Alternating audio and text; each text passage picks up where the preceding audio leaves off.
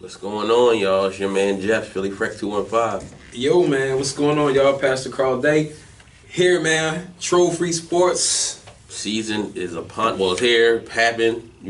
Football is back. Week Real one football. kickoff. Games happen, it's stuff to talk about. Not just what we think couldn't happen, but we're going to talk about what actually happened. Right. That's always a dope thing, man. Enough of the projections. We're talking about last season and all that is new year upon us, man. Absolutely, man. Man, so listen, man, we got a lot to talk about. We're going to go ahead and kick it off.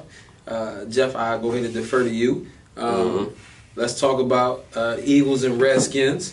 Talk about what stood out to you, what things, positives, but also what negatives you saw, what to look forward to, man, this coming week. Well, we can talk about that a little bit. We'll get to prediction, you know what I'm saying, and what we expect in this next game. But yeah, talk about the positives and negatives, you know what I'm saying, what stood out to you. Yeah, like I said, I'm gonna start with the negatives. Nigel Bradham had some trouble, Sunday. He's the one that initially got beat on the touchdown pass to the running back out the backfield. He kind of, I guess he guessed wrong, basically. He thought it was going to be a little safe out route, but he cut back inside and,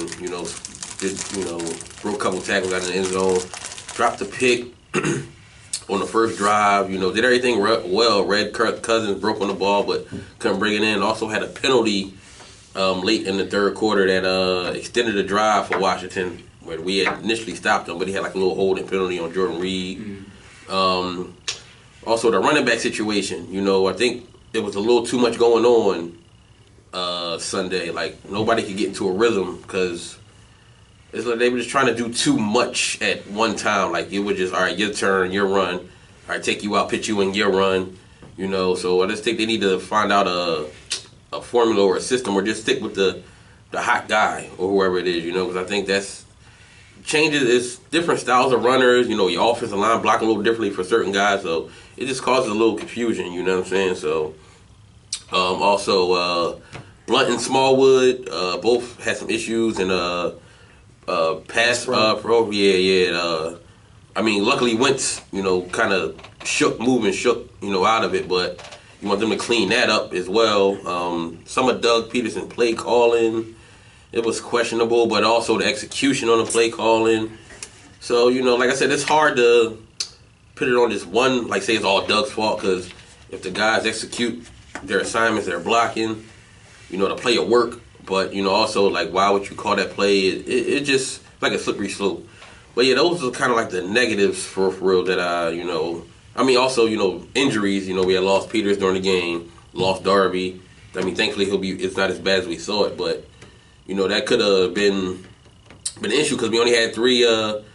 We only had 3 corners active, so we had to move and shuffle guys around once Darby went down. It could have been, a little worse than what happened, but this the injury bug got us a little bit because we went to the season happy, like, oh yeah, nobody's hurt.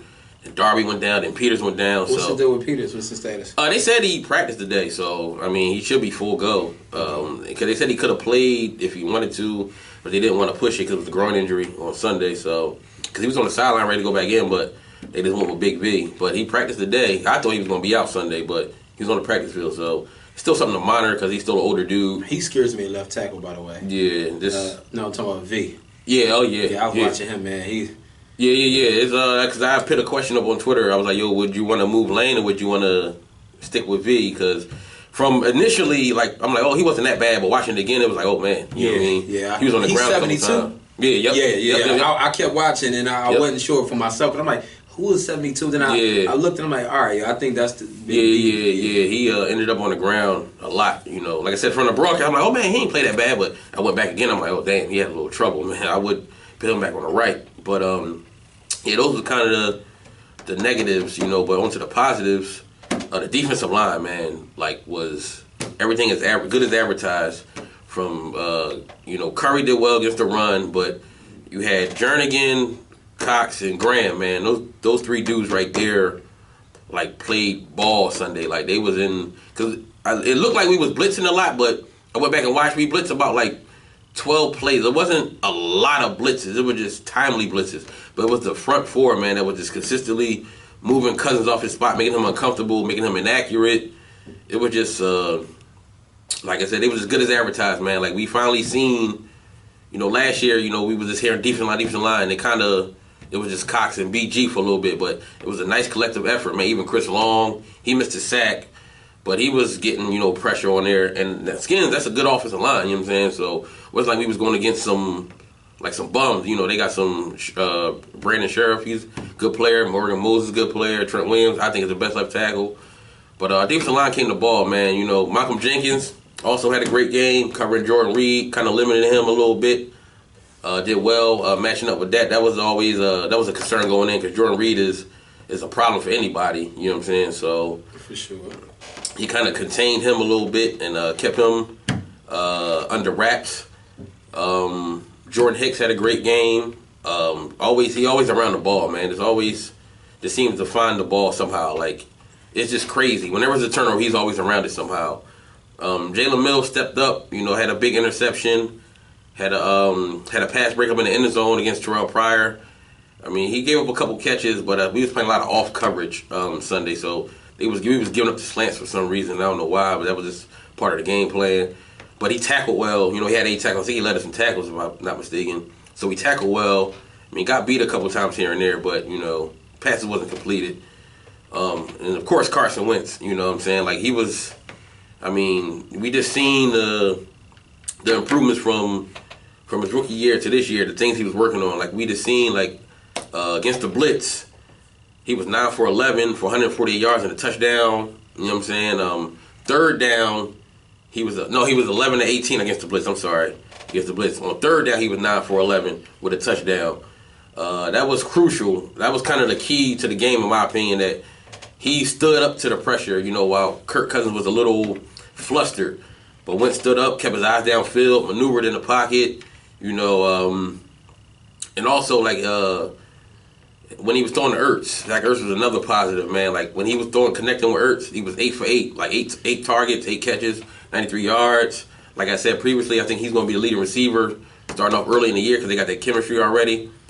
I think going forward, you would like to see, him get on the same page with Alshon and with Torrey, because there was some missed opportunities there, with Torrey, because he had 2 touchdowns opportunities, but one he kind of underthrew him, and Doug Peterson had said, if you watch it, his foot kind of slipped or something, so he didn't get everything he wanted to on the first play of the game, where he kind of underthrew it, and Norman almost picked it off. So they said when we went deep again later in the game, he kind of overcompensated and threw it too far, but I just think they need to work on that and get that timing and chemistry down, because that's going to be a big part of the offense, making teams respect that deep ball and leaving things open underneath for Ertz and Nelson Aguilar, who had an amazing game. Like, I was shocked, what I'm saying, because like I said, I wasn't big on him and I wasn't buying the hype, but he had a good, training camp and spring and everything, but he finally put it into and had a good game, what I'm saying, like, he was catching the ball, he looked confident in himself. I think that was the major thing about him, because the talent is there, but he has never seemed confident on the field, what I'm saying? So, some of those things, I could go on and on about positives, but I'm going to kind of keep it short. But those were some of the things, that I really, really enjoyed, what I'm saying, was, Wentz, Ertz, defensive line, Hicks, Jenkins. But it was just a good win, man. Tough win because they had our number, what I'm saying? It's always tough when we go out Washington, man. It's just always, and even up to the end, it was one of them, like, damn, man, we going to pull this out, or is it going to be like it was before, a tough loss? But it was just good to get that victory, man, and it was just happy to finally beat them dudes, man. For real. But yeah, it was a good win, man. Always good start out 1-0, beat a division opponent on the road. Yeah. You know what I'm saying? That things matter when you want to, like Wentz said, we want to win a division, so you got to beat them division opponents. So yeah, always good to start off 1-0 though, man. So, but yeah, those were my thoughts. No doubt. I mean, I pretty much agree with what you were saying though. Mm-hmm. Some of the things that stood out to me, definitely defensive front, man. That front four, man, was hellacious for Washington, man. Giving them fits. Morgan Moses just had a terrible game. Yeah, he did. I don't know what type of time he was on. Mm-hmm. I mean, it almost seemed like, and even up the middle, it just seemed like it seemed like, I don't know, it seemed like they was pissed off with Kirk Cousins or something, man. Because I mean, some of them was just free looks, open looks, straight to the cornerback. Just no, like not even an arm, a leg or something stuck out there, man. Guys just had free reign. So I mean, it definitely affected some of Kirk Cousins' throws. Just like you said, I mean, I definitely noticed. Jalen Mills definitely sound tackler, man. Definitely was making a lot of tackles. Plays aggressive, man, which can definitely be to his benefit. Definitely made some good open field tackles too, where it looked like guys could have took off. Definitely got beat a few times too, like you said. Even the first play with Terrell Pryor up top, you know, he kind of underran the route. You know what I'm saying? Like it looked like he kind of lost the ball or didn't know where he was at. Right. Then it was another opportunity he had too where he dropped it. You know what I'm saying? So I mean, but I guess, you know, give or take, that's what's going to happen sometimes when you have aggressive cornerbacks anyway. Right. You know, that's something that most people need to realize anyway. Like, you know what I mean? It's feast or famine. Like sometimes, you know, that physicality is going to help, but then sometimes too, if you happen to miss a guy trying to be physical, you know what I mean, they can get open deep, you know. That's just part of the game. But yeah, he definitely had a solid game to me. But yeah, that pass rush, man, I think that definitely was like the difference maker out there, man. Just period, man. And I definitely think that one thing I noticed after going back looking at the film though is just that, and this is a question mark for me, just going forward. But it's like Peterson, man. I just don't really see him, man, as a dynamic play caller. Like, I mean, I saw Wentz at times where, I mean, he threw a couple balls that basically got dropped for interceptions. It could have been interceptions. But outside of that, I saw Wentz pretty much saving his coach because, like, the offense is still screen heavy. Like, I mean, I've seen too many quick screens, the Sproles, you know, 3rd and long or 3rd and short. They just trying to run the quick screens to death. And, I mean, like you said, sometimes, yeah, if they execute, you know, the play can work, but you still kind of wonder, like, why are we continuing to just keep throwing these quick screens? And then there was a lot of underneath passes as well throughout the course of the game. You know what I'm saying? A lot of short passes. And I don't know if that's to supplant a running game that doesn't exist. I don't know if that's his intention. But, you know, I think that a more balanced attack or better ground game could really help, you know, open up that play action downfield and whatnot. Because it's just like, to me, it's just like, when you play certain teams that's going to play those like cover twos or going to play those bend but don't break, it's like you kind of limit your offense. You hamper it, just going underneath all the time. So like that's what kind of like bothered me about Peterson. I mean, Wentz definitely had a good game, but it was like, yo, had he not scrambled out of the pocket a few times or kept plays alive, extended it, and kind of just told guys, like rerouted guys, like, hey, no, turn around, go deep. You know what I'm saying? It was like, yo, it was very, very, the play calling was just stale, man. And I don't know if that's like because Doug is learning on a job or if that's just his design offense. Right, yeah. But I mean, like I said, I definitely agree with, you know, majority of your sentiments there, man. Like, you know, it's definitely, all in all, man, like you said, it was a struggle, it was a fight. But, I mean, all in all, a win, man, for the first game the season against a divisional opponent, against a conference opponent, man. It's always a good start, man. Always. Yeah, man. Yeah, so that's that, man. But on the Dallas, I guess like I'll start off with negatives, I guess. One, Vince Mayoya. I don't know why he's starting. I really don't care for him at defensive. Well, I know why he's starting because I mean Irving and Damontre Moore, who they're really high on. The kid was really flashing in preseason, man. Just really was showing his quickness. Those are two guys that'll get more playing time anyway. And another thing is I believe Charles Tapper should actually be getting more time on that side as well because Tapper really played a good game.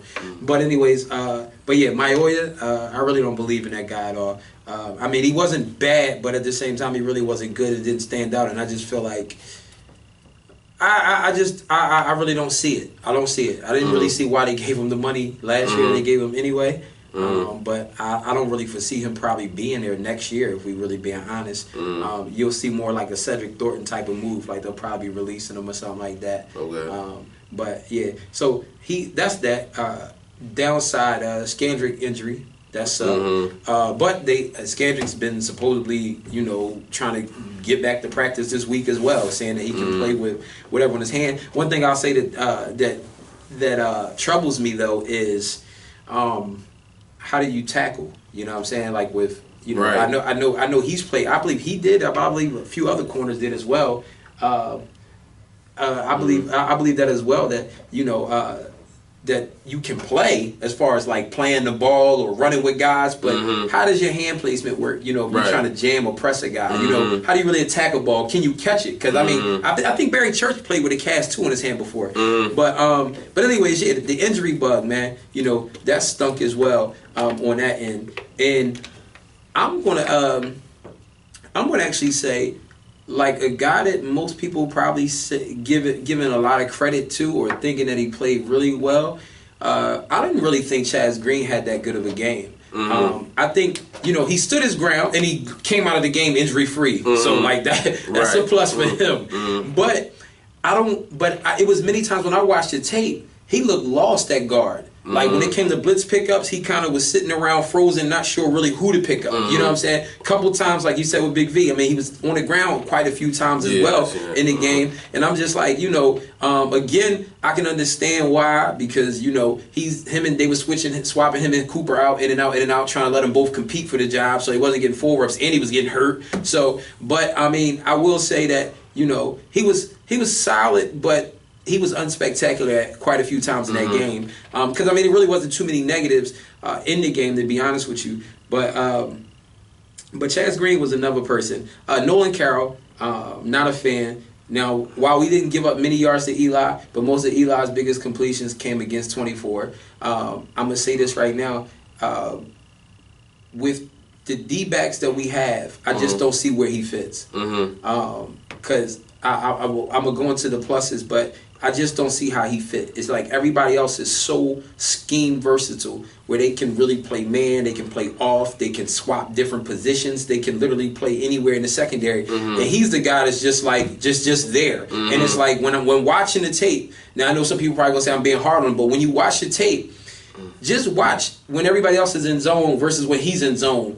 He doesn't have that quickness, or he doesn't have the awareness, like when that ball's thrown, or to close in on it and really make plays on it the way I saw the other guys out there making plays on it. So, I mean, Nolan Carroll is not really a positive for me, to be honest with you. So, and I will say a negative as well was Dak Prescott earlier on. Now, Matt Miller from Bleacher Report made a good point, and I saw it myself. I mean, he was sweating ridiculously, like from the start of the game. The first drive. I'm like, this dude, like, he must have been working up a sweat before the game. But I mean, he was dripping. So I mean, the balls that he normally throws that are accurate, because like especially short to intermediate routes, the dude is precise. They was just off, and some of them were just flailing away. So I definitely will say, like, you know, but like early, like in that first quarter, it was like, Dak, what is going on? So like I said, as the game went along, he settled down and was like back to Dak Prescott. But at the same time, it was just like that first quarter was a little sketchy to me. So I will say that, man. And yeah, so that's that. Now on to the positives. What I will say, I'm sorry, one more negative. Earlier in the game, the play calling. You know what I'm saying? Like, it's 3rd and 2, it's 2nd and 2. We get in the red zone, you go 3 straight passes. Now I know Dak missed Dez on the one play, you know, which was a gimme. But at the same time, you got top 2, maybe the best running back in the league, with behind the offensive line.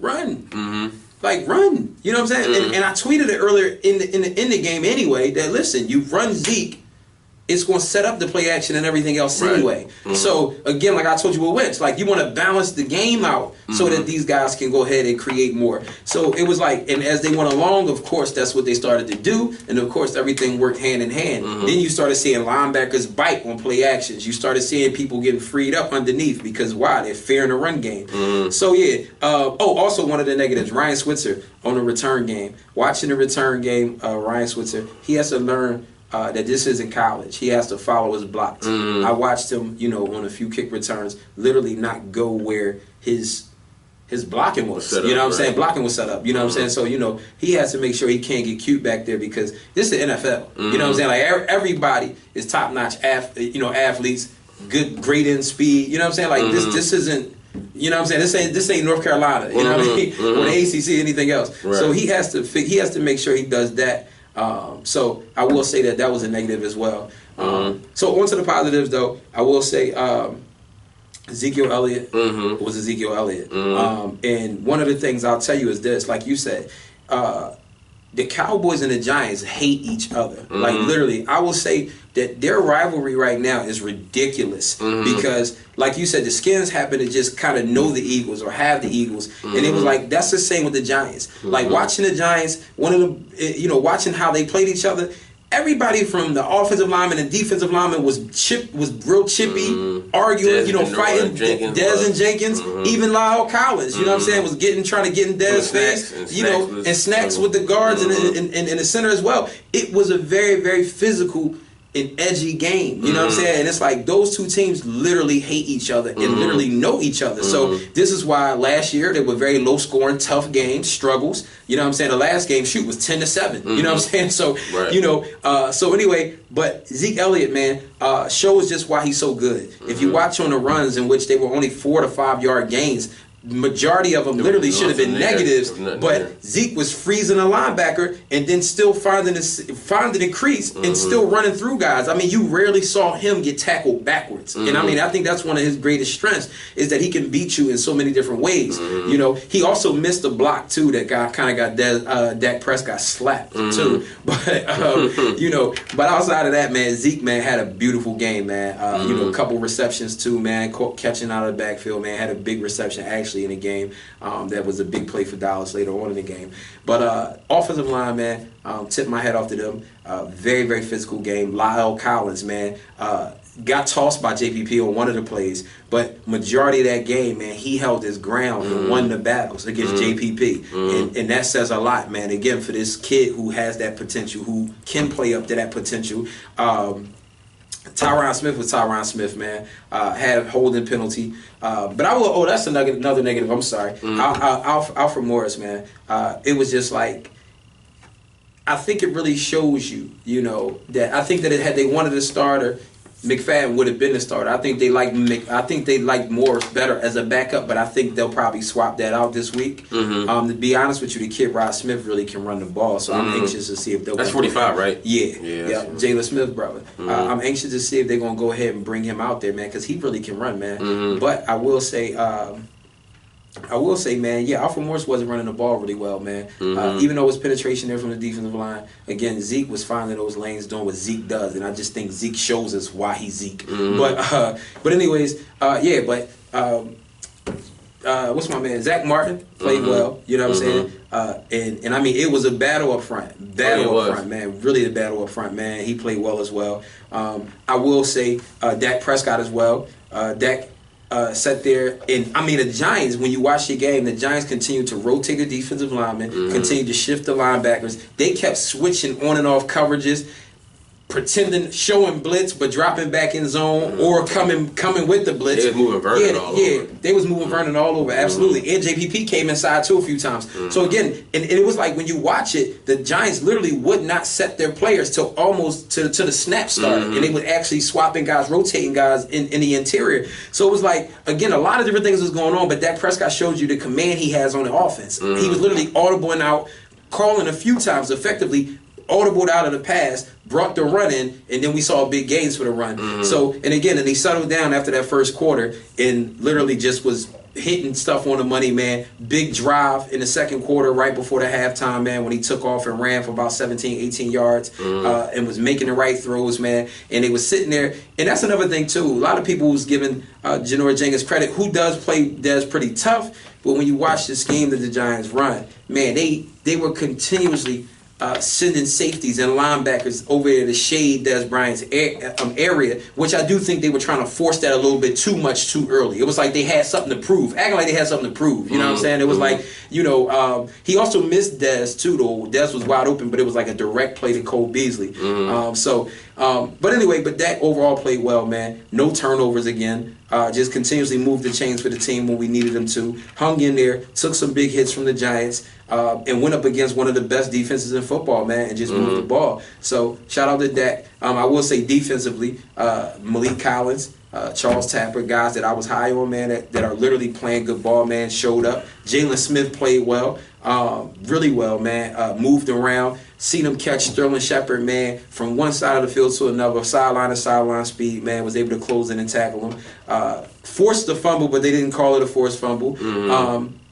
Really, you know what I'm saying, blew up some of the lanes. I seen him take guards one-on-one and literally committed himself so Sean Lee can get to the running back. Sean Lee was all over the place as well, man, being Sean Lee, man. I mean, the dude healthy, he's easily one of the top 5 linebackers in football, man. He just really played well. The corners, you know, Cheeto, Awuzie, played great, played a great game, really played a great game. I mean, the kid literally, again, scheme versatile, played press coverage, played off coverage, closed in on the ball well. Twice I seen him redirect Eli Manning in coverage because Eli was looking for Evan Ingram but had to go somewhere else, which attributed to sacks that happened. What's his face? Anthony Brown, man. Kid I've been pushing for a while. Showed up, man. Played great ball. He's another one. I mean, again, the Cowboys were able to move Cheeto around in a slot outside. Did the same thing with Anthony Brown in a slot outside. Again, like I said, and Jordan Lewis is the same type of guy. So I don't see what Nolan Carroll's there for. Like, honestly, like Skandrick's the same type of guy. So it's like, it's great when you have that versatility, you know what I'm saying, to be able to move these guys around. And I mean, and they showed up. So, yeah, I mean, like I said, DeMarcus Lawrence, can't forget about him, man. You know, couple sacks. I mean, it's plays where he threw the offensive lineman out the way, then went and tackled the running back in the backfield off of screen passes. Dude was just a beast, man. He was a beast. He was a beast this Sunday night. So those are the positives, man. Some of the negatives. That's that. Yeah, I went through it. I was watching. Like you said, Dak Early. He was just, I don't know what it was, but like you said, he was like that first time out y'all called, and he took his helmet off. I'm like, damn, man, what's going on with Bull? Like he was, like you say, he was drenched. Sweating, drenched. You know what I mean? He was missing throws that last year he was making. But also I think like when he was it was a play where he got sacked. I think he was kind of doing a little too much sometimes pre-snap, and it confused his player because Zach Martin and then went to the right, and I don't know who was sacked him. That looked like it was supposed to be a quick screen, but he looked like that. He looked at Dez way, like somebody in Dez. I seen him play Dez like, what? Right. So I think maybe he was doing a little too much, but you know what I'm saying. But like I said, yeah, he was off early. Then also just the fact that I don't think he had to do much because like just the Giants' offense, man, wasn't. It was bad. Like they really didn't have to do anything. Be honest, like because what y'all had 16 at the half, y'all scored 3 points in the second half, but the game never really felt like it was like close. You know what I'm saying? So. Also, Eli, man, he was like at times where he did have time, he just wasn't, finding guys. Like I just think he don't believe in that offensive line, man, because he's a veteran quarterback, but he was just looking to get rid of the ball so quickly. And like when y'all was rushing forward majority of the time, dropping 7 in coverage. I mean, that's easy. Like you go ahead and throw a little fire out. We got 3-4 guys coming at the ball catcher. So you know what I mean, pause or whatever. But I just think. But it wasn't there underneath though. That's the thing. Like the times it was like when he would hit Shepard, Sean Lee was right there. Then you had Cheeto flying up. He tried to hit Brandon Marshall one time, but it was just too congested because y'all had guys. But you was like, we ain't got to worry about the run game. We just gonna rush 4 and drop 7 in coverage. What you gonna do? You know what I'm saying? So, but Eli, like it was the first drive I seen. He was against Nolan Carroll and Heath. He had the ball. I don't know, number 18. He had him on He could have had him for a big gain on the outside, but he just like hesitated and just looked everywhere else, and DeMarcus Lawrence came and got the sack. So I think it was some plays that he left out there, but I just think he don't believe in that offensive line. But DeMarcus Lawrence had a great game. What's number 96? Who's that? 96 on y'all. Collins? Yeah, he had a good game. The guard, he was killing whoever that guard was for the Giants, man. Like he spun him around a couple times, you know what I'm saying? Yeah, that kid's going to have a good year. Yeah. Jalen Smith had a good game too. Like he still, he was just antsy, a little bit, but played well, better than I thought he would. You know what I'm saying? Being the first game. One thing I'll say about him too, though, that I forgot to mention, if you notice it, you watch his tape, he literally, the kid is well beyond his years because he still was communicating with the other young corners, telling them what to look out for. Like multiple times, he was like aligning them, telling them, "Hey, look out for this. Yo, you get over there." Right. And it's like, yo, his mental is like ridiculous. You know what I'm saying? And I just like it just shows furthermore like why everybody from Notre Dame like loved the kid so much, and like so many other evaluators was like so big on him. But yeah, I'm sorry. But yeah, no, he had a good game, and like I'm a Notre Dame fan, so you know it's good to see the dude come back. I mean, it sucked he played with Cowboys, but yeah, he came back, had a good game. Like he didn't look like it was another play where it was a reverse, and he came up and made the tackle. Like Eric Flowers tried to reach him, but he couldn't. You know what I mean? Right. He made the tackle and all that, and like you said, the one where he forced the fumble, but they called the play dead or whatever it was. He was flying around. That Anthony Brown pick was pretty good because he was in the zone and he dropped. Read that. Yeah, he read that. It. So that was you won't see that from Carroll. That's right, and that's what I'm saying. Like Carroll's just stiff. You won't see him react off the zone. Right, and like Eli, Brandon Marshall beat him one time, but no, Eli just didn't look that way. Like, you know what I'm saying? Like Brandon Marshall, he was man to man. You know, Marshall did a little up and like pushed him to the side, went up the field, but you know Eli just wasn't. You know, he just don't believe in the offensive line. He looked lost without Odell. I mean, I'll also say this, though, man. To your same point that you made with the Eagles, though. You know, Cousins, succumbed to the pressure more than Wentz did. And the same thing could be said with Dak Prescott. Because, I mean, it's the same way, like, and like even to what you were saying earlier, though, as far as, like, us not having to do much, at the same time, it's like last year, you know what I'm saying, we couldn't get to the 16 points. You know what I'm saying? We only had 7. You know, I mean, they only had 10 even with Odell. So it's like, you know, I mean, those teams know each other well. You know what I'm saying? So like that's why it's like, so I mean, it may not look like they had to do much, but that they had to do a lot because even last year, you got to remember the guys like what's his name, Will Tye. In Shepard and a couple other guys, they were the guys that was making the plays against us, extending those drives alive. So it was like, you know, Eli was like, he's familiar with those guys, but I think, you know, the pressure and he just wasn't really getting the looks that he wanted to get. You know what I'm saying? I don't think that they were that clean enough for him. Yeah, I think that was a thing too. Like Odell not being there changed stuff around because you have Odell in the field. There's just somebody else you got to account for. Sure. So that maybe changed it a little bit. But still, like, it was just bad football from them, man. Like, they were just, you know, they just looked out of sync, or I don't know what it was. But, like, and Janoris Jenkins, you know, he had a good game, too. It was sometimes he was left one-on-one. And that penalty, I don't think that was a pass interference penalty. Like, the one they called where he had a couple that was, but that one wasn't. Yeah, that one wasn't. Because even if you, like, because you see Dez, like, when Dez get held or something, he complained, like even after that, Dez was like, "Oh damn!" Then he looked, he said, "Well, yeah," and he pointed at him, but he wasn't calling for a pass interference. So I think that was that wasn't pass interference. So, but he held his own though when he was one-on-one. Like the one time he fell, like I don't know if he slipped or he stepped. I don't know what happened, but he fell the one time. But other than that, he was he handled his own when he was one-on-one with Dez. You know what I'm saying? But I think like you said, the offensive line. It was one play I seen with Collins where JPP beat him, but he pulled his arm out and like caught him, and like he didn't let him get past him. That was crazy. Like it showed how strong Lyle is. You know what I'm saying? It was in the red zone, I think it was. He got his hands full this week. Yeah. Oh, Von Miller. Yeah. I mean, anybody going. Yeah, that's anybody, right? I mean, Tyron gonna have trouble if they put Von Miller out there, but yeah. No, I think it was like I said. It's just like when you play a division opponent, it's just.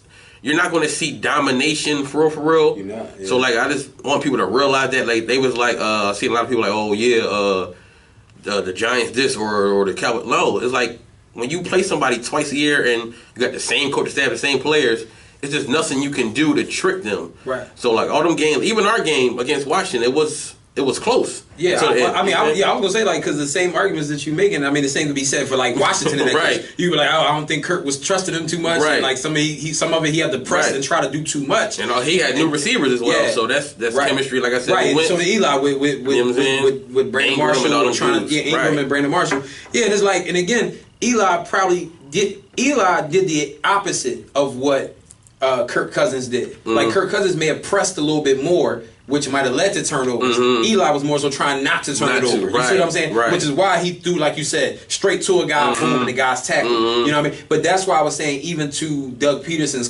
play calling though, when you playing like, you know, superior teams, what happens though when you start just going underneath and teams are tackling sound, you can end up putting yourself in a hole. Because that's what the Giants did. They didn't bring no balance and kept throwing underneath. And it's like, right, and it's like, dog, and again, you know, like I said, man, if you got a offense that can score if needed or when needed, but at the same time you give them a lead too on top of that, and all you're gonna do is go underneath.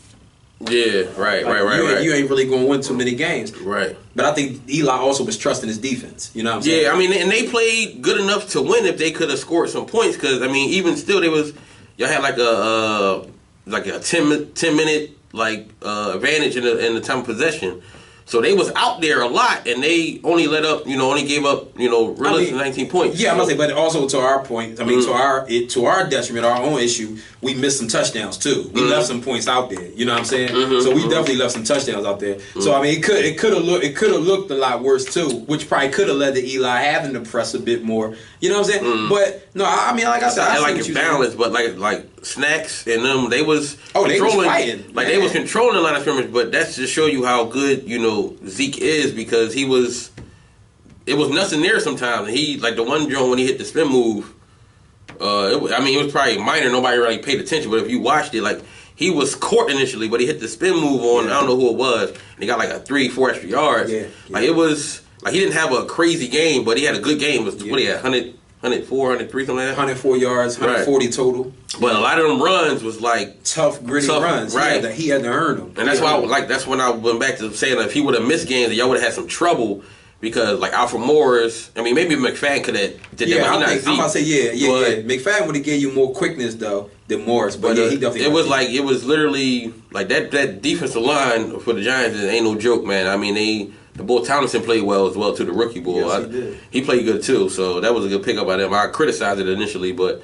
yeah, they played well up front, man. Yeah. So it was like Zeke had to fight for everything. Oh man, what's the name too? My man, I was high on him in the draft too. B.J. Goodson. They linebackers play good as hell. They linebackers, even what's the 52 ball, whatever his name is, he made a couple plays, they was flying up, making tackles, you know what I'm saying? All over the place. It was a couple screen passes that could have went somewhere. Right. They came right there. Boom, right. Got through blocks, shut off blocks, and got there. No, the Giants, listen, that's why, again, like I told people, man, considering what Dak Prescott and those guys went up against, you talking about that's a top 5 defense in football. You know what I'm saying? So, again, we scored 7 last year. So to come away with this win and to pretty much dominate them on both sides of the ball, you know what I mean, with no turnovers and anything else, and we still left points on the board.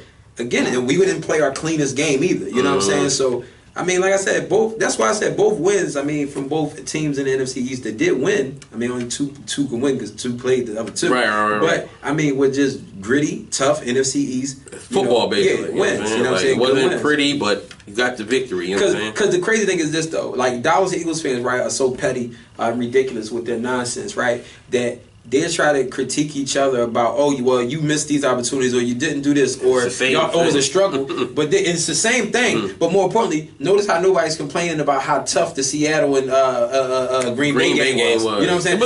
But even Atlanta and Chicago, right, it's Atlanta, just tough games. Like week 1 is going to be less, whatever the coach was doing, man. And whatever the hell they got going on out there. But most of the games was competitive in Houston. But most of the games was tightly contested, man. So it's like week 1, first 2-3 weeks, they're gonna be kind of teams still sloppy as well. Like I said, Wentz missed some throws. Some teams running on them emotional highs. Exactly. So reality sets in. You know what I'm saying? So Chicago damn near almost beat. They had an opportunity to beat. They dropped the touchdown pass at the end. Jordan Howard dropped the heel. My fantasy team, so I seen that. But Cleveland gave Pittsburgh some work. Right. You know what I'm saying? That's just how football goes. So it's like when you try to, Dak did this. Well, Wentz did that. It's just like, come on, man. Like now it's to the point where y'all really not watching. Y'all just want to be idiots now. Well, because think about it, bro. They say this is a game of inches, right? And then not to mention how just by the slightest mistake sometimes can turn the momentum or turn the trajectory of the game around. So it's like people kill me when it's like, he missed the guy. Like, that's going to happen in the game. You know what I'm saying? Tom Brady missed guys. Aaron Rodgers was stinking it up the first half. But he's Aaron Rodgers, so what the hell you expect Carson Wentz to do? You know what I'm saying? Like, these are top flight dudes that's coming out that's having trouble. And you know what I mean? It's just getting to the point where it's just annoying. You know what I'm saying? Like, I'm starting to mute people or block them because... Same here, man. It's just like, you know what I mean? Because some of y'all, is some of y'all fans, because they talk to the boy Tom all the time. They created a Carson Wentz parody page, like Wentz INT or some shit like that. It's just like, come on, dog. Like, you care that much about the dude? Yeah, they spending too much time, man, focused on the other teams. And again, we only see each other twice a year. Man, so it just it's like yo, we beat the Giants this week. I don't care what the Giants do next week. Right, you know what I mean? Like, I'm focused on Denver right now. Like, I want my team to win. Then I want everybody else to lose, but I want my team to win first. You know what I'm saying? Tom is the worst person on Twitter. Just said Tom. Yeah, man. Hey, Tom is my dude, man, but he just does it like him and it's a couple other guys that just talk about only Dallas for some reason. Weird guy Darius. Yeah, that's Darius. Yeah. Like, he's a weirdo. It's like when you talk football, it's cool, but then when they want to venture out and talk about Dallas, it's like, but why? You know what I'm saying? Like, what is that got to do? Like, dog, listen, I had Eagles fans trying to jump in my mentions to cape for the reasons why they so weird to the point where they actually root against other divisional opponents that play against Dallas. Like, dog, when the Eagles play the Giants, I'm not rooting for neither one of y'all. I'm hoping y'all beat each other down. You know what I'm saying? Right. And I don't care if it's a tie. Like, you know what I'm saying? I'm not cheering it unless only it's way I'm implications. Right. Unless it's like week 16 and like the Giants are like 4-11 or something like that, and we need the Giants to beat Dallas to get in the playoffs. Okay, I understand that. I'm rooting for Eli all the way. But week 1, I don't. Nickname the Cowboy Repellent because he does the trolling thing. Right. Yo, man, just said Tom. And Tom, like I said, he a cool dude, man. But just the Cowboy and stuff. And Tom will make some points here and there too. Right. He does. He's a smart dude, man. He make some points here and there, but it's like just him and like he just got the same 6 dudes he talked to that's Cowboys fans. And they just consistently back and forth, and you know I forgot. It's also a lot of Eagles fans that play off of Tom energy too. You know what I'm saying? Like he'd start something up, and then they just keep following through with it. And it's just like, man, bottom line, man, it's stupidity. But we ain't giving that no more energy, man. So next week, man, this week coming up, man, I'll start with Dallas and the Broncos. Mm-hmm. Broncos. I told you this before the season even started, Jeff. I'm not scared of the Broncos. Do y'all go to Denver or y'all home? We go to Denver. Okay. Yeah, we go to Denver. I don't think we return back home till next month. I think the next couple games is on the road, actually. But anyways, yeah, we go to Denver. But Trevor Siemian, not afraid. Not worried about Trevor Siemian. And, I mean, who didn't play that bad, actually, but still kind of was shaky in the game they just played against the Chargers. Which they almost lost, too. And shown to actually be a little vulnerable, man. Phillip Rivers opened them up a bit. But yeah, that's never a divisional game though. You know, Phillip is right. True indeed. But I mean, so at the same time, with that being said, I mean that almost helps Dallas even more so because Denver don't have that familiarity with Dallas. You know what I'm saying? But again, Trevor Siemian is not a person that's going to scare you. Yeah, Cowboys come back home October 1st against the Rams. You know what I mean? So yeah. So it's good though, because you want to get those road games. I mean, you want to get those road games out of the way anyway, man. You know what I'm saying? Home games in the middle of the season or something like that, where you can really benefit, pile up some wins. And we was better on the road anyway last year. But any event, Denver not afraid of Trevor Siemian. I feel like the defense of Denver is going to play some ball though, for sure. They're going to show up, and it's going to be. It's going to be a mirror, pretty much a mirror image of last week. But I think the one thing that Dallas is going to have advantage of is the fact that they played a team similar to Denver defensively with the Giants. You know what I'm saying? So, and Dallas can match that physicality. That's the great thing about us. You know what I'm saying? And Zeke actually said that. Zeke said, yo, we literally going to run only a few plays, and we just going to come at you how we come at you, and we going to do what we want to do. So it's like, you know, with him hammering the ball and just us being physical up front, I definitely see Dallas pulling a win off. I'll probably call the game about 24-17. That's what or 24-20, 24-17. I see Denver probably, but I see Dallas getting ahead and still being able to win the game. Only because, like I said, I don't really believe in Siemian at all at quarterback. So he's not a guy who, I mean, Eli's a bit scarier than he is at quarterback, if you want to be honest with you. But you know, he got capable weapons at wide receiver, but I don't believe in him nor their offensive line for that matter. And I think that's what we're going to see. There's going to be a determining factor for a lot of teams because you see like your Seattles, you see New England was vulnerable against the pass rush this week.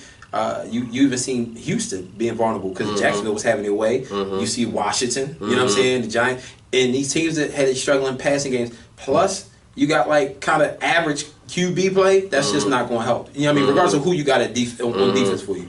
So I'm calling like 24-17, 24-20. But either way, it's going to be a Dallas win. Yeah, I think that's going to be like I said, a tough game. It's going to be like carbon copy basically of what last week was. You know, good defense. I mean, they got a little bit, with Odell being out, they got a better offense, but Trevor Siemian, you don't know what you're going to get with him. You know what I'm saying? Like, he could come out and play well, but he can come out and stink the joint up. So you never know. I mean, they got solid running backs, and the O-line is okay, but, you know, there's going to be a lot of that defense. Like, they're going to have to, I think, score early, get up early, or try to get some momentum early. You know what I'm saying? So they can do a lot of rushing and passing. Right. So don't have your defense out there, you know, too long and keep relying on them. Unless the defense can make a play, you know what I'm saying? Because they do got two of the best corners in the league. But, yeah, I think it's going to be a struggle, you know, on both sides, I think, in that game. But, yeah, you know. But on the Kansas City. Who you got? Denver or Dallas? Who you taking? Who I'm taking? I don't know. It's too close, man, to be honest. But if I had to take. You got to take one, man. It's a show now. We got to take one. We got to come back to it. I would say Denver is because they home. You know what I'm saying? I think that'd be the factor because they the home squad. I think that'd be the equaling out. You know what I'm saying? But equalizer, right? But on us versus Kansas City, you know, tough game on the road. One of the toughest places to play. Yeah. Probably right after Seattle, the toughest place to play in football. You know what I'm saying? This, thank God, it's not, you know, December or January yet, where it's freezing cold. But they did a big win. You know, coming off a big win last week. You know, I think sometimes like stuff like that, you gotta be. And I know from Andy Reid being here, you know, majority of, you know, half of my life. You know, I know sometimes with them big wins, his teams come back and lay an egg the next week. You know what I'm saying? So that's something to watch out for. But they lost Eric Berry. That's a big loss for them. They still have a crazy defense. You know, you got Peters, you got Parker, and still at safety out there. You got a crazy pass rush. You got Chris Jones up front with Benny Logan, former Eagle. So Houston D Ford. So it's going to be a struggle. You know what I'm saying? So I think this is going to be a game where we have to take care of the football. You know what I'm saying? Like we can't have we got to limit the turnovers. You know what I'm saying? So, but on the flip side of that, like I think, like what we could do that what New England can't do, we can get after the quarterback. You know what I'm saying? So Alex Smith won't, like he had all day that Thursday night. You know what I'm saying? Like New England got one pass rusher for real. Like they didn't pressure him at all. Like the pass to Kareem Hunt, he was in 11 days to prepare is tough to do. Yeah, that's true. Yeah, that's true as well. Andy Reid, that statement was Andy Reid with 11 days to prepare is tough to beat.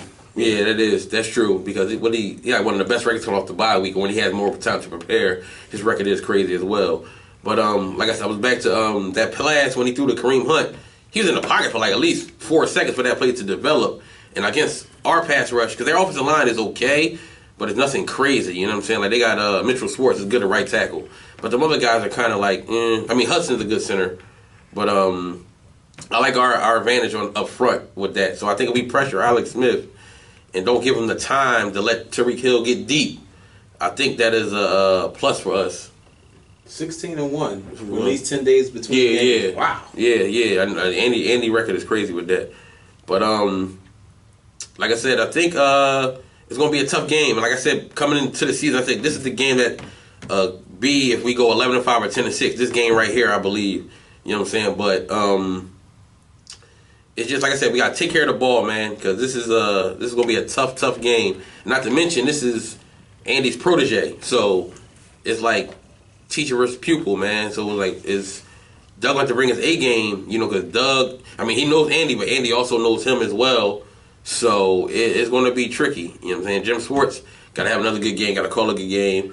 But we got to do something about Tyreek Hill because that speed is going to be an issue. So I don't know if you want to have like a safety over top of him all game and just try to use Hicks and Hicks and Jenkins to cover Kelsey and worry about that. But you also got to worry about the run game as well with Hunt. So it's like it's going to be a slippery slope of how you call this game defensively, because you don't want to focus on, because that's what Kelsey said about New England last week. He was like, they was just worried about me and Tyreek Hill, and Hunt went off on him. So like, you got to kind of, it's a balance, you know what I mean? So like, sometimes you got to trust them corners one-on-one sometimes. You know, you may not want to, but sometimes you got to do it. So I think it's going to be a battle, man. But I think it's going to be a low-scoring game because both defenses are going to come to play. But me personally, I don't say Eagles going to lose, or I don't predict losses and all that. They just happen. But I think this is a game that we can potentially lose because this is one of the toughest games on our schedule. For real. So you ain't gonna pick who gonna win the game, or you say you just can't feel comfortable saying who's gonna lose? I don't. As the fan in me, I don't say, "Oh yeah, we're losing this week." I just don't do that. I can't do that. I'll never do that. Okay. So you know what I'm saying. Even like, you know, I don't care if we 1-6, 1-14 going against an undefeated team. I just can't. But like I said, this is a tough game though, and I wouldn't be surprised if we lost. And it's not a game that, you know what I'm saying, like on the schedule, you look at it when it come out, you're like, oh damn, that's gonna be one of our toughest games. So but I can't say, oh yeah, we're gonna this gonna be a flat out loss. But it's gonna be a low scoring game though, because I don't see neither one of these offenses getting off on each other. So I think it's gonna be like a 2017 type game, you know what I mean? 2017. Yeah, also we got a new kicker, so that's gonna play a factor as well. For sure. We got a new kicker, so he's a rookie as well. So going into that environment, kicking, like, is he gonna be prepared to do that? You know what I'm saying? So it's a lot of determining factors, man. But I think it's gonna be a tough game. But of course, I think we're gonna win. But I wouldn't be shocked if we lost. But all right. It's tough though, man. I'll make that prediction for you, man. for every reason that you just now stated, man. Kansas City home. Andy Reid is the OG, so he knows Doug left and right. This is a defense, very opportunistic defense, where you can't play with Marcus Peters. And that's another thing I'll say though too, man, that would scare me with Alshon. But it's like the corners really don't fear Alshon in the sense of him getting separation. No, that's not his game though. So yeah, I know it's not his game, but I'm saying, but Peters is a lone corner who got speed and can play physical and will snatch the ball. So it's like that's a guy who's probably going to play a bit very, very confident when he goes against Alshon, because he's not going to fear like Alshon can really just out-muscle him or just outman him. But not to mention their pass rush. Then you got Peters, who may or may not play, and even if he plays, is he 100%? You know what I'm saying? I mean, even if he 100% though, it's still a challenge. Yeah, right, still a challenge. But I'm going to ask you too, who's 73 for y'all? I like Sam Malo. Okay, yeah. Now, he was another one that was a bit shaky to me, you know what I'm saying, last week. But again, now this is a defense, man, that really, Derek Johnson is the ageless wonder. I was watching this dude, and I'm like, yo, he done tore his knee like twice. He like 34, like 34, 35, and just still everywhere. I'm like, yo, and he don't get enough respect, though. Like, I mean, we know he had a good career, but I'm talking about as far as just still saying, yo, he's one of the top dogs still. He really can play. I said it, I tweeted it when I was watching the Patriots game. Like, it's just crazy. And they just stifled Tom Brady. So I'm just saying, with all that being said, this is Carson Wentz. They just played Tom Brady. You know what I'm saying? So with being able to stifle Brady in New England, you know what I'm saying? This is their home opener. You know what I'm saying? And Andy Reid, of course, knows Doug Peterson. And as Just said, man, I mean, he got 11 days to prepare. I think that Kansas City's going to win. I think that. And I do think that you will see a turnover, too, from the Eagles that may cost them. You know what I'm saying? Because I think that maybe early on it will be a battle, because I do think you guys are going to be really, tough defensively. That's going to be the anchor of the team, in my opinion. But I definitely think that Kansas City will win. I probably would call it in the lines of probably 21-17 or 24.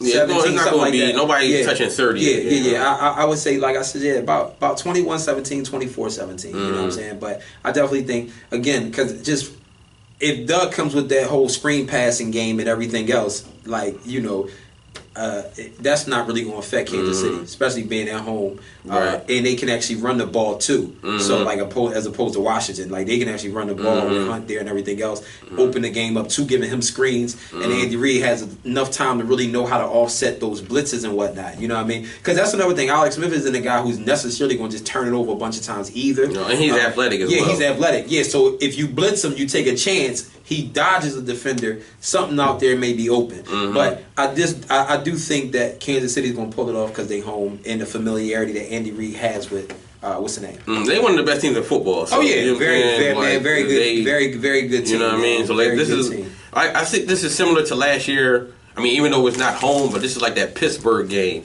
You know what I'm saying? Like, it's going to be that tough test early. I just want to see how we respond. You know what I mean? Like how Wentz do in year 2, going against a tough defense on the road. Like, this is the games where you want to see how your young quarterback plays. You know what I'm saying? Like a measuring stick, like going forward. Like, you know, yeah, they stifled time, but this is where Wentz, like, he can escape some things and make plays. Like, so I think that's going to be a factor this week as well. Like, him using his legs a little more. Like, and maybe trying to do a little read option a little bit. I know they don't want him, like, expose him to getting hit, but I think this might be a game where you want to do it at least 2 to 3 times to keep the defense honest. To who though? Smallwood or Blunt. You know what I mean? Whoever, like whoever in the backfield, do a little read option. You know what I'm saying? Just to kind of keep the defense honest. Because early on, Blunt was running well. But like I said, he just didn't stick with him. Like he was getting, you know, he was. Yeah, it's kind of like the Saints, man. Saints was doing the same thing with their running backs, man. They didn't allow nobody. Right. You see, AP was pissed on the sideline. Snap. It's like sometimes, like when you have, like it's good when you have a 3-headed monster, but you got to know how to do it though. They like, may release him, man. To be AP? honest with you, yeah. Yeah. I mean, if he continue to have attitude and all of that, like I can see Sean Payton's not a coach that's going to take that shit, right? Yeah, and it's like, yo, like you, and you're not AP no more, right? And it's like they got come up, even though their line ain't good either, though, man. What's it? They had a terrible Ramsey had a terrible welcome to the NFL game. Pete, Everson Griffin was killing. I'm about to say he happened to go against one of the toughest defenses. Yo, I really think I'm gonna say it. You know, I know a lot of people like Seattle. I think I'm calling Minnesota the best defense in football. Yeah, I think I agree because they have stud everywhere. Like both defensive ends, the tackles are studs. You got the linebacking core, man, with Kendrick and Barr. Like, come on, dog, studs. The secondary, dog. Got Zero, got Trey Wayne, still got Terrence Newman. What, he like 39 now? Yeah, he ages 1 to 2. And he still can run. You know what I mean? Like, dog, listen, I think, I got Minnesota as they could potentially, like, if they offensive line stay together, they can go 12-4, man. Whew. I'm telling you, they can. I mean, they started off good last year. You know, like, so, right. But they got 2 receivers now. They got Dalvin Cook. Man, Stephon Diggs look like mentally he on another level right now. You know what I'm saying? So it's like in Bradford, like I told people, he can throw the ball, man. I mean, listen, I won't take that away. He can throw the ball. Like you said, the O-line holds up. They can because the defense going to keep him in the game. Oh, yeah, right. So, like, I think this is Sam's best team he's ever been on. You know what I mean? So, I got them for going 11-5, 12-4, man. And they might take that division from Green Bay because they can line up with Green Bay. Now, let me say something to you, though. Mm-hmm. And that's one of the reasons why, bro, honestly, and that's like no bias or nothing, you know what I mean? Because that's why I say what I say about Prescott. Because Prescott even faced that defense last year. You know what I mean? He faced the Giants twice, faced y'all defense, faced Minnesota's defense. So it's like, again, like even going into like a Denver game or something like that, like he's already seen upper echelon defenses. You know what I'm saying? So again, that's why, I mean, that kid last year, Baltimore, Pittsburgh last year, like these were games he played against teams that are still good football teams and well coached. So like, that's why I'm saying like this year, I really have really high hopes because I really see this kid maturing even more and going against those teams. But I mean, no, that's a very good point you're making about Minnesota, man. They stay healthy up front, man. I got to double check the schedule before I say 12-4, but I definitely think it can happen. They can pull it off, man, because they got literally almost everything that you would want to have in a Super Bowl contender, like great defense. You know what I mean? Offensive line is shaky, but if they stay healthy, if they together. Yeah, but that offensive line definitely bad, though. But you got Cook, who I think has potential to be a top 5 running back, man, because that dude is special. I wanted him here, but that dude is special. You know Shout what I'm out saying? to Cook, man. He balled for my fantasy team, man. You got Diggs. You got the other, what's his name? Therion, whatever his name is. Yeah. I know it's you. I know him and Bradford got like a chemistry. Adam Thielen or something. Him and Bradford got a connection going on. They built chemistry last year because he made a few big plays in the Cowboys game when I watched him last year. So it's like that team is somebody to look out for, man. And Mike Zimmer. Right, excellent coach. Excellent coach, man. Right, and Shermer pretty good offensive coach. You know what I mean? Wasn't a good head coach, but he coached quarterbacks. You know what I'm saying? He was here It's with like Linehan, you know what I'm saying? Right, Yeah, right. some of those guys like really can coach as Yeah, coordinators. no, but yeah, that's a team to look out for, man. Like for real. Like for real. I really high on Minnesota, man. I'm anxious to see Tampa Bay, man, because I really think they're another team too that's gonna rise. I actually got Tampa Bay to upseat Atlanta this year. That's Yeah. I mean, always the Super Bowl hangover, man. You know what I'm saying? That's just something. That's something that's real. You know what I mean? So You can't just. I know we got a few minutes left, man. So we just run through some of these games real quick, Mm-hmm. man. For upcoming this week, Houston, Cincinnati, both of them look bad. Who wins? Cincinnati, because I got Cincinnati. At home, This too. veteran. I'm with you. Yeah. Yeah, I'll take Cincinnati. Andy Dalton, though. Listen, if they keep talking about Murray, they want second round pick or first round pick for him or whatever. If they believe he that good, Let's put him. McCarron. yeah, McCarron. I'm sorry, Agent. Yeah. I'm thinking about Aaron Murray. I'm thinking Murray. about totally different Cincinnati quarterback. But yeah, McCarron. If y'all say McCarron that good, start him. Start him, You know what I'm right, saying? right, right. Seriously, like they keep Right. asking for all these draft picks for him. Start him Yeah, because your start him. quarterback just threw 4 interceptions last week. Yeah. Buffalo, Carolina. I'm gonna go Carolina. Carolina too, man. I'm going with them too. They home, and they actually started out 1-0, man. So they might build a little momentum, man. Right. Even though they played the Niners, but Indy or Arizona.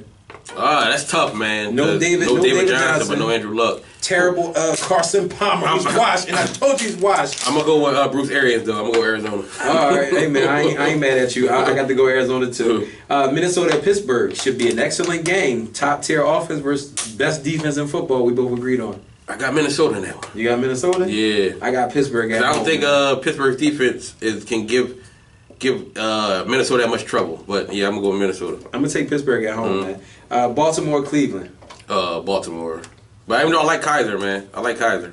I'm liking Cleveland for the upset in Baltimore. That's possible though. They I'm almost beat liking Pittsburgh Cleveland last for the week. upset, man. New England at the Saints. New England going, man. I feel sorry for Saints fans. Yo, Play them coming off that. New England dropping 50 this week. I'm Ooh. telling you now, they dropping 50. Tennessee at the Jags. That's a tough one, man. But I'm gonna go with my man Mariota. You going Mariota? Yeah, because I just like the court. I don't think the defense is ridiculous in Jacksonville, but I think he can make enough plays with his feet. They were struggling too, man. And Tennessee. I like Corey Davis too. He made some nice catches last week. But I'm going Tennessee. Yeah, I think I'm gonna take Tennessee too there because I was high on them coming to the season. Mm-hmm. But the Jags showing me something, man. They went in Houston and won that first game. Oh yeah, absolutely. So, Tampa Bay, Chicago at Tampa Bay. I'm going with Tampa. Tampa Bay, same here. We discussed Philly, Kansas City. Jets at Oakland. Oakland. Miami at LA Chargers. It's interesting. I'm going going LA. Chargers. Yeah, I'm going with Chargers. I like the Chargers to bounce back. Jay Cutler's first game, real game as a Dolphin. I don't think he's going to do bad there. Actually. No, he's a good quarterback, man. He got talent. Yeah, I think he got talent. Anyway, there. Gase. You know what I'm saying? But definitely, the Chargers got to redeem themselves. I don't think they want to start 0-2. But then again, man, you got to think Miami had quite a long time to scout these dudes. So, Right. So San Fran and Seattle. Huh. Seattle for the bounce back, but Seattle better make a trade or something for an offensive lineman somehow. Yeah, Yeah. somebody. They got to get a veteran, somebody in there, man. They might want to move Sheldon It's Richardson. crazy. They can scout and find all these other players everywhere else, but they can't find offensive linemen. It's so Can't crazy. find offensive lineman, man. Same thing with Dallas, man. At some points, at defensive end. But Washington Redskins at the Rams. I'm gonna go with the Rams. You go with the Rams? I'm gonna go with McVay because I like him, man. I think he's a Chronicle great Washington. coach. Yeah, I think he's a great coach. What they doing out there? He gonna have golf playing well, and Washington just don't. I don't know. It just seems something off with them, man. I'm taking the Redskins, man. Redskins ain't trying to start 0-2 in this NFC East. And plus, again, man, very tough division of ours. So, you know what I mean? I think they're going to go and beat the Rams, man. Because Gurley is very scaring me, too. 19 carries for like 40 yards or something he had. Yep. And the rest of the offense still was scoring. Scoring, so yep. It makes you start to make you wonder. Green Bay at Atlanta.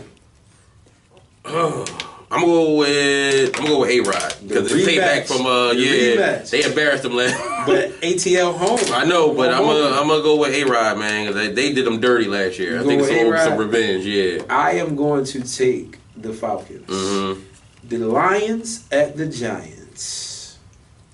I'm gonna go with the Giants on that one. I'm gonna go with the Giants there because I don't think they start 0-2. Like you similar said to the Redskins, and that defense, And they home. So and I think Odell's going to come back this week. So And I see a few turnovers from Matthew Stafford. Yeah, absolutely. So yes, I agree with you. I'm taking the Giants with you as well, man. But if they happen to start 0-2 and those Redskins happen to start 0-2, man, Dallas and Eagles can really gain some ground. with a victory. Yeah, yep. So we're a wrap. we will certainly see. I know the Cowboys play at 4. Y'all play at 1. So we'll certainly see. What happens then. All right, man. So that'll conclude.